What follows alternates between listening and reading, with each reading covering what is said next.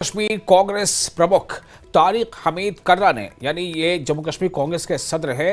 तो इन्होंने तारिक हमीद कर्रा ने इसराइल और ईरान के बीच चल रहे इस जंग को दुर्भाग्यपूर्ण बताया है और कहा है कि इसका असर सिर्फ मध्य पूर्व पर ही नहीं पड़ेगा बल्कि इसका वैश्विक असर भी होगा, यानी आलमी पैमाने पर इसका असर होगा। न्यूज 18 JKLA से बात करते हुए तारिक कर्रा ने कहा कि अगर परमाणु राष्ट्र इसमें शामिल हो गए तो इससे विनाशकारी विश्व युद्ध हो जाएगा। उन्होंने कहा कि भारत को अपनी विदेश नीतियों पर फिर से विचार करना चाहिए, क्योंकि प्रधानमंत्री यानी वजीर आजम ने इससे पहले सैकड़ों देशों का दौरा किया था, लेकिन भारत को समर्थन देने के वक्त इन देशों ने आंखें मूंद ली थी।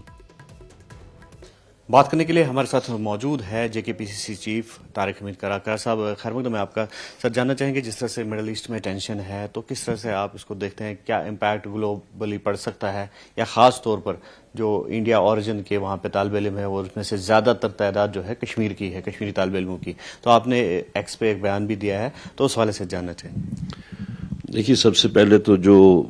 इस वक्त कशीदगी ईरान और इज़राइल के दरमियान है, और उससे पहले इज़राइल और गाज़ा पे फ़लस्तीन के दरमियान जो थी, तो हम इज़राइल के हर एक्ट को कंडेम करते हैं। और ये हिंदुस्तान की एक स्टेटेड पॉलिसी भी रही है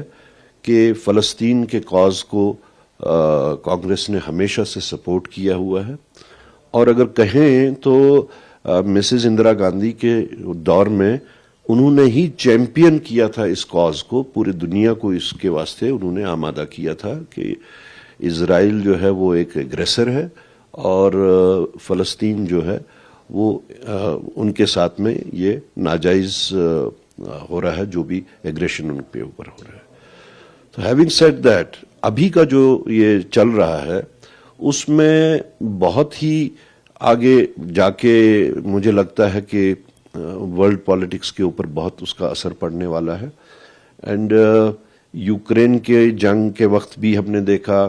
हमने फ़लस्तीन के गाज़ा के ऊपर भी जब ये हमले हो रहे थे उस वक्त भी देखा, और अब भी देखने को मिल रहा है कि आहिस्ता आहिस्ता पूरी दुनिया चल रही है आगे, दो ब्लॉक्स में डिवाइड होने वाली है। और वो ब्लॉक्स बनना जो है वो पूरी दुनिया के सेहत के वास्ते ठीक नहीं है। अब अगर हिंदुस्तान एक ब्लॉक में चला जाए, पाकिस्तान दूसरे ब्लॉक में चला जाए, तो ये फिर बजाय हिंदुस्तान और पाकिस्तान में कशीदगी के ये दो ब्लॉक्स में कशीदगी हो जाती है। तो पूरा यानी किसी भी दो छोटे मुल्कों में अगर कशीदगी होती है किसी भी मामले पे, तो ये महदूद उधर तक ही नहीं रहती है, ये ब्लॉक्स में बन जाती है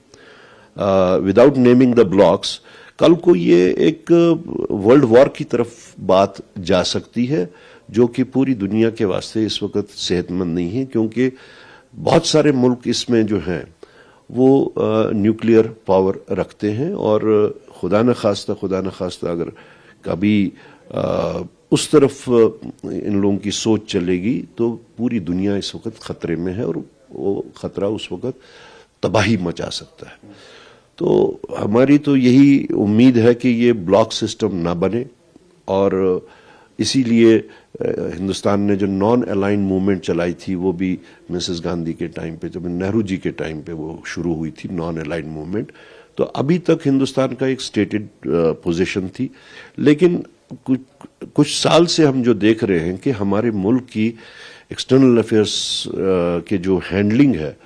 वो क्या कहे, वो जिंगोइज्म, पॉलिटिकल जिंगोइज्म हो रहा है,